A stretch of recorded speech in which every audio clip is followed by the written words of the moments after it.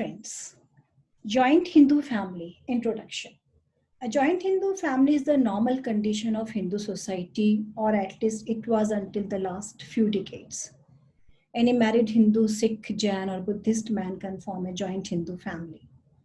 A joint family is a large family where the grandparents, father, mother, uncle, auntie, and their children live unitedly under one roof. In joint family system, every member makes financial contribution to the common fund and share common rights in the household property. The system is an extended arrangement prevalent throughout the Indian subcontinent, particularly in India, consisting of many generations living in the same home, all bound by common relationship. In joint family, any number of these people may, without impacting the legal existence of the family, be decreased. The underlying essence of joint family is the fact that it traces its origin back to one common ancestor, and with the addition and death of members, joint families can continue till eternity. Top layer of the family keep on removing, and addition of new members continue.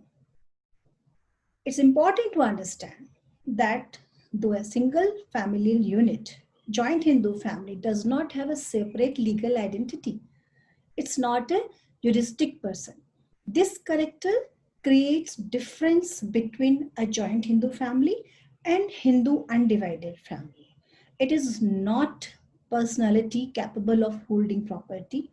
Members collectively own property. Joint family, there are two main components of the joint family, Karta and co-partner.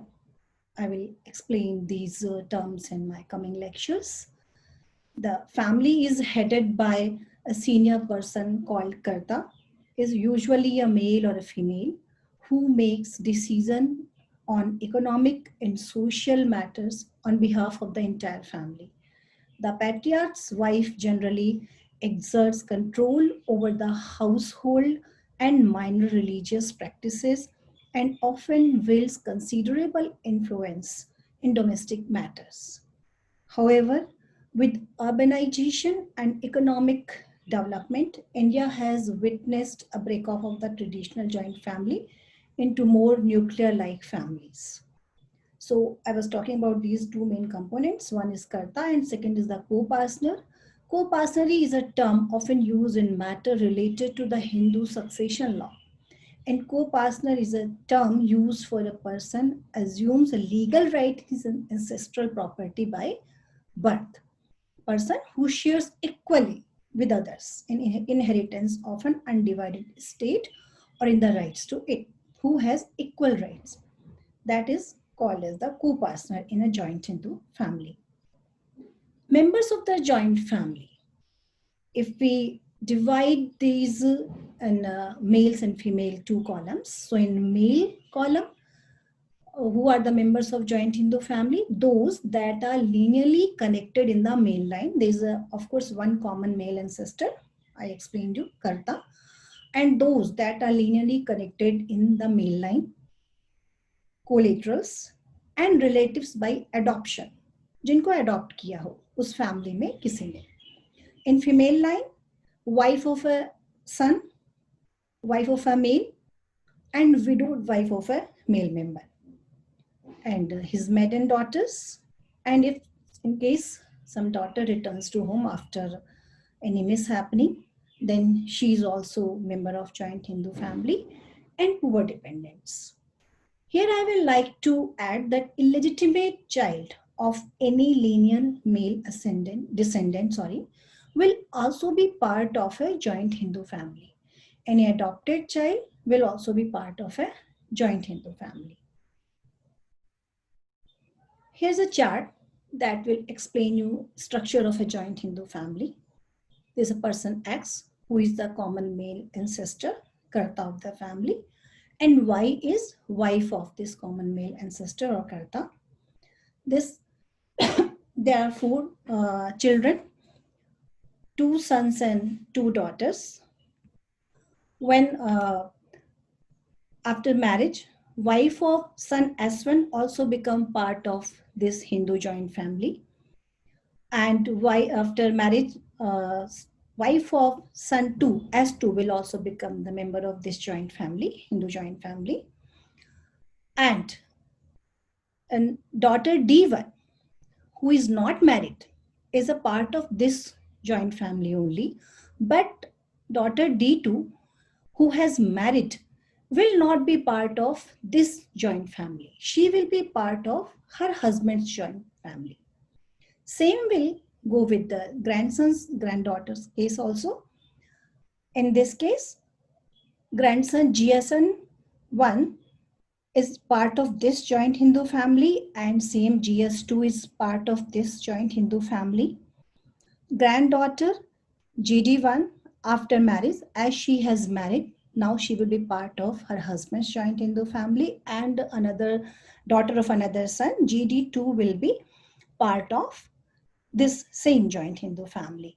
I have denoted by Y and N the members who will be part of this joint Hindu family. I have written Y under those, and those who will not be part of this joint Hindu family, I have written N below them.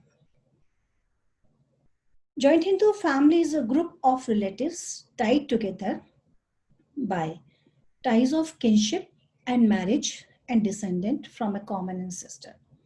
It includes children, children's children, down the line, spouses of all male, linearly descendant from a common male ancestor, their wife, sorry, and daughters. Common male ancestor is necessary to bring the joint family in existence, but not necessary for continuation. Joint family is a creature of law, cannot be created by member of family by an agreement. Exceptions are marriage and adoption.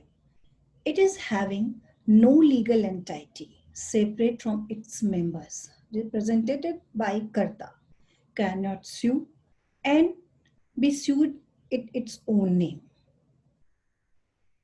So, common male ancestor is necessary to bring the joint family in existence, but with the passage of time, he may die, but joint Hindu family will continue. There will be addition of the members and family will continue. Joint Hindu family is normally joint in worship, kitchen, business, and property is matter, but jointness in food and kitchen is not essential. Its inception has some corpus of joint property, and more than one person in the family has joint ownership of that property. Property will be owned by more than one person. There will be one common male in the family, below him in successive generations. If joint status has not been partitioned, then all the male members of family who are alive, wife of such male members, the unmarried daughters, wife of the family who has been deserted by husband, who is a widow, will be considered to be a member of joint Hindu family. I explained you this thing in that chart also, and before that also. So there is a joint property, there should be a joint property. Joint Hindu family should have some corpus of joint property. They may be joint in worship kitchen and they may not be. That's not a necessary factor.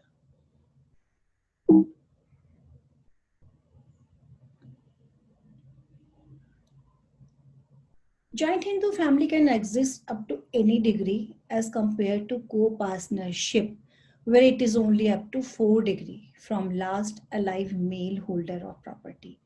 Co-partnery is restricted to only 4 degrees, but joint Hindu family can exist only up to many degrees. We can say up to eternity it can, until they again divide into nuclear families and they form a separate joint Hindu family.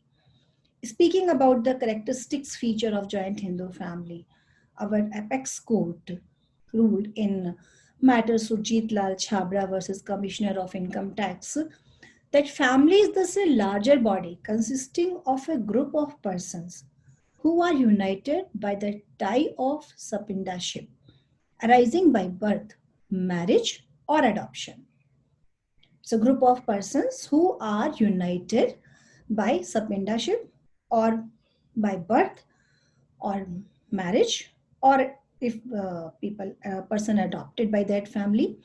The fundamental principle of a joint Hindu family is the sapindaship, that it does not take more than one male to form a joint Hindu family with females is well established. In that case, court also told this thing that the joint family and undivided family are synonymous.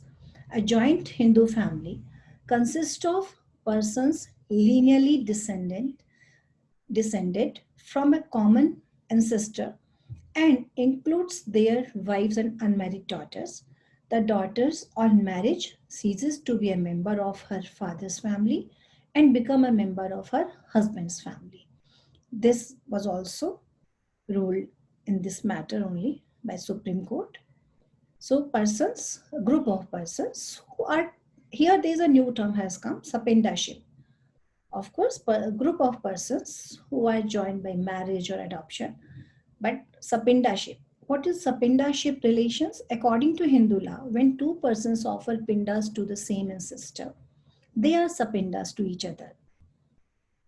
Pinda is a ritual formed after the death of a person whose lineal descendants offer this to his ancestral person. That is a ritual performed by them. So this is when two persons offer pinda to the same ancestor, they are sapindas to each other. Two persons would be sapindas when they have common ancestor. So of course, two persons, two different families will offer pindas to only one person when they will have common ancestor. So this chart is explaining about this sapindaship relationship. This sapinda relationship with reference to any person extends as far as the third generation in the line of ascent through the mother. First, second, and third generation, and fifth in the line of ascent through the father. The line being traced to upward in each case from the person concerned, who is to be counted as the first generation. This is first, second generation, third, fourth, and this. So if these two persons have same common ancestors, they can't marry in each other's family and they are part of the same family. Two persons are said to be sapindas of each other if one is a lineal ascendant of the other within the limits of sapinda relationship, or if they have a common lineal ascendant who is within the limits of sapinda relationship with reference to each of them. In the matter of Commissioner of Income Tax versus Srimati Sandhya Rani, Supreme Court again ruled that to constitute a joint family, even one male member would be sufficient if he is together with any other member, even female members. Thus, a man together with his wife alone can constitute a joint family. But if no male member is alive, only female are there, that technically would not constitute a joint family. It is only when any male member is either adopted or born subsequently it becomes a joint family. So only females can't form the joint family. There should be one male. In case if there is no male, so then remaining females of that family can adopt some male to continuation of joint Hindu family, to continue joint Hindu family, or maybe this any male member can born subsequently. Same in the matter Anant versus Shankar, it was held that on the death of a sole surviving co-partner, a Hindu joint family is not finally terminated so long as it is possible in nature or law to add a male member to it. Thus, there can also be a joint family where there are widows only. So, only widows, if only widows are remaining, they can also continue this joint family by adopting a son. The presence of male is not necessary for the continuation of joint family. Before 1956, a daughter did not have the capability to add a male member to her family. Hindu Adoption and Marriage Act 1956 has granted an unmarried female the ability to carry on her father's joint family by adding a male member to the family. Now the women can add a male member to her father's joint Hindu family without getting married. Therefore, an adopted child can be maintained by a single parent also, and he will be member of a joint Hindu family. In 2016, in the case Mrs. Sujata Sharma versus Sri Manu Gupta, the Delhi High Court ruled that the eldest female member of Hindu undivided family can be its karta also. Before this judgment, there was only male was considered as a karta of the family, but after this judgment, Mrs. Sujata versus Manu, it was held by court that now a female can also be a karta of Hindu undivided family. For a joint family, test of joint family, for a joint family to be constituted at some point of time, there should be some jointness of property in the family. There should be jointness of property to form a joint Hindu family. Thereafter, they may not be joint in their other kitchens and worships and other day-to-day life functions, but there should be jointness of the property. Thereafter, it is not essential for the continuation or the existence of the joint family that there should be always some joint property. Thus, even if joint family property is lost, the family will be joint in their business, food and worship and shelter. Thereafter, if by their joint effort they can acquire same property, it will be their joint property. They can acquire some property jointly, then it will again be their joint property. It will continue to be such even if by way of a family arrangement, the food, worship and shelter has been divided, but only the business is joint. The main test is whether it is only a family arrangement or whether there was intention to partition. Joint Hindu family means there is joint ownership in property by members and it has not been partitioned since last common ancestor. The status of the joint family members come to an end by conversion, marriage to a non-Hindu, adoption and marriage of daughter. All members do not have equal right in the joint family property.